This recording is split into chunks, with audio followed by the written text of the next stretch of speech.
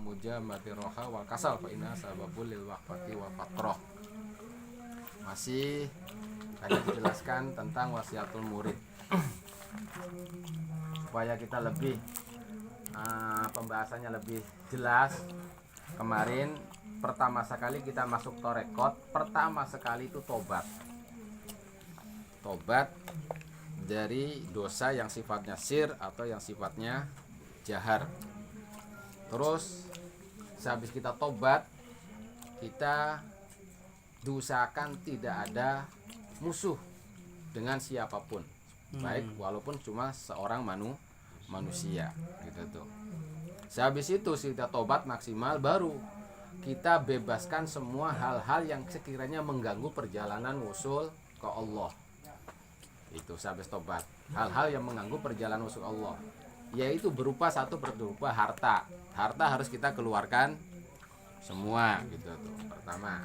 Kedua, pangkat kita juga harus kita lepas gitu tuh, harus kita lepas.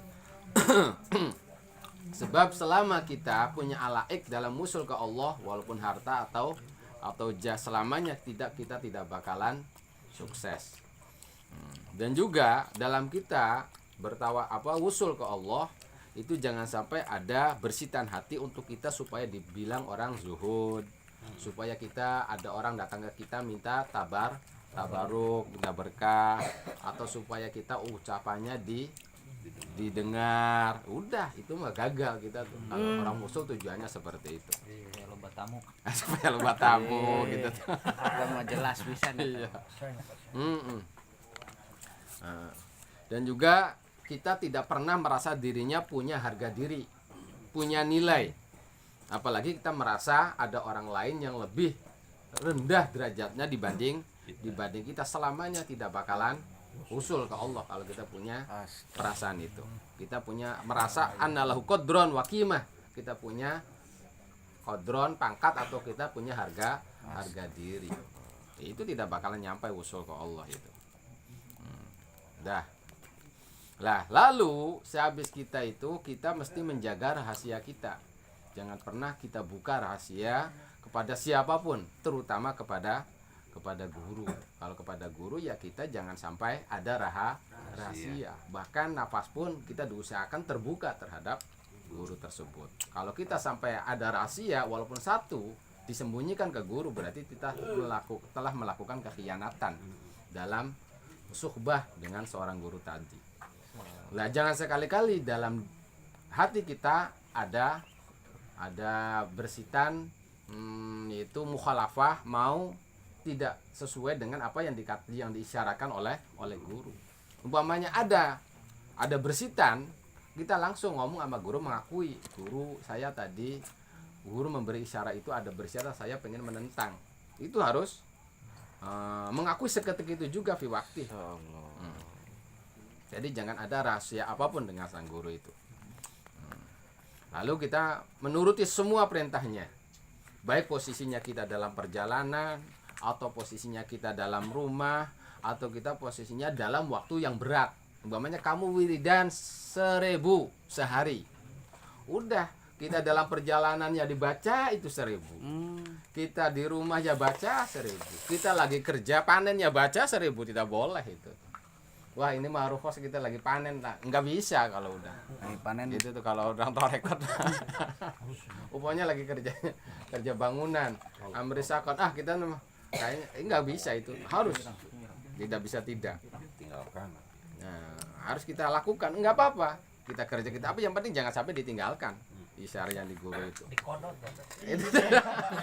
Iya nanti. Dan kenapa? Yang umpamanya kita habis melakukan khotir ke guru. Lah, karena kamu punya kesalahan, kata guru itu, kamu harus melakukan ini selama 10.000. Umpamanya baca la ilaha illallah 10.000. Sampai berapa hari? Ya sampai saya menentukan udah cukup atau tidak. Ya udah, habis itu tuh kita dalam kondisi apapun ya harus kita jalankan. Itu karena apa? Itu adalah bentuk ukubah tuh lamun takziran lah kalau itunya mah. Konsekuensi daripada kita ada bersitan yang tidak baik terhadap guru berupa kekhianatan. dan yaitu berupa mukhalafah balik.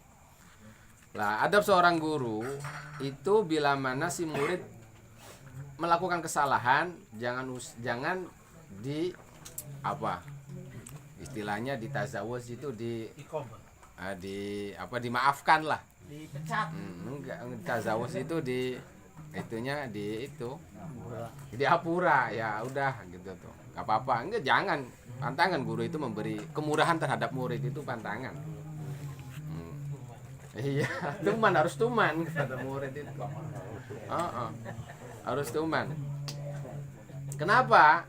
Kok tidak boleh gitu tuh tazawuz? Sebab itu merupakan tadyi' li hukukillah gitu tuh. Sebab bentuk tadyi' li hukukillah. Guru, saya mah nggak bisa 10.000 mah. Gitu tuh. Ternyata saya coba itu bisanya itu cuma 5.000.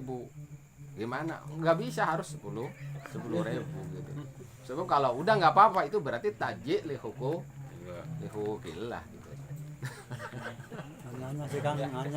Sebab kita memang kenapa seperti itu ya, karena kita keseriusan kita itu di sana dibuktikan, keseriusan kita itu di sana. Dan juga yang namanya syekh jangan sekali-kali mentalkini ke murid dengan satu apapun berupa asror selama murid itu belum membebaskan dari hal-hal yang membuat dia terganggu gitu tuh. Jangan terganggu. Umpamanya murid masih bisnisnya masih semangat gitu tuh. Ya jangan guru itu ngasih asror itu tuh. Kira-kiranya kalau dikasih asror, ini dia masih sibuk dengan apa pangkatnya atau dengan usahanya atau dengan apanya, ya udah jangan. Kalau dia udah semuanya kira-kiranya tidak ada rintangan, baru boleh guru itu mengasih asror. Dan itu bisa disaksikan oleh hatinya seorang guru dengan keseriusan murid itu.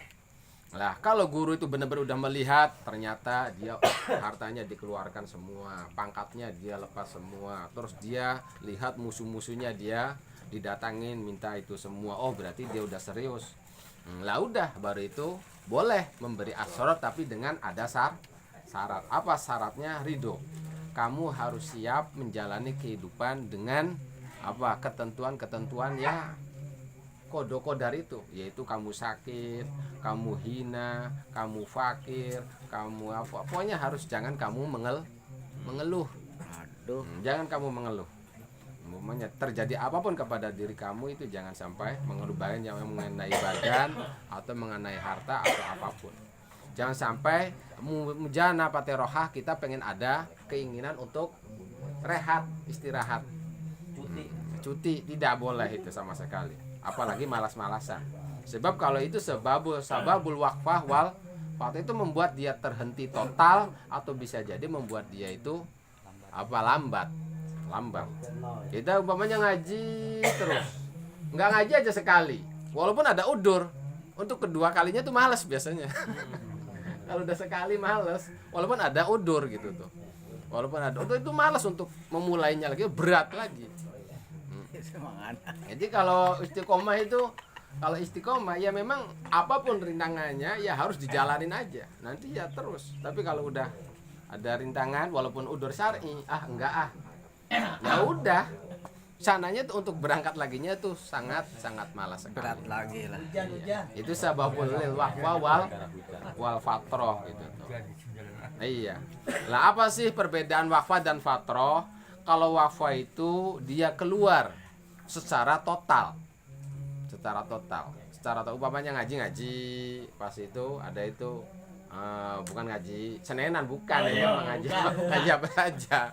Tapi kita alamin gitu di pesantren itu ngaji, tadinya ada rintangan terus, pas itu diajak guru kasih itu udah jadinya total gitu itu, untuk tidak berangkatnya itu udah ngaji udah ketinggalan kadung nggak tahu, udah aja total nggak ngaji lagi.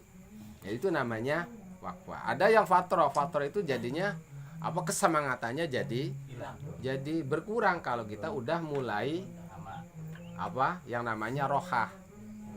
Ada umpamanya ada udur, ini berhenti, ya udah kesananya tuh jadi kesemangatannya itu berkurang, itu namanya fatroh gitu tuh.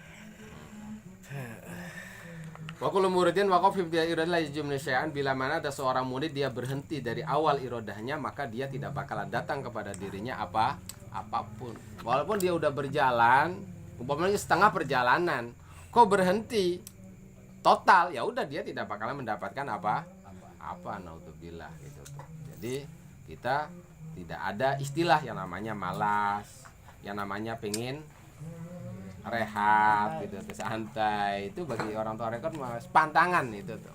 Wallahu alam bisawab.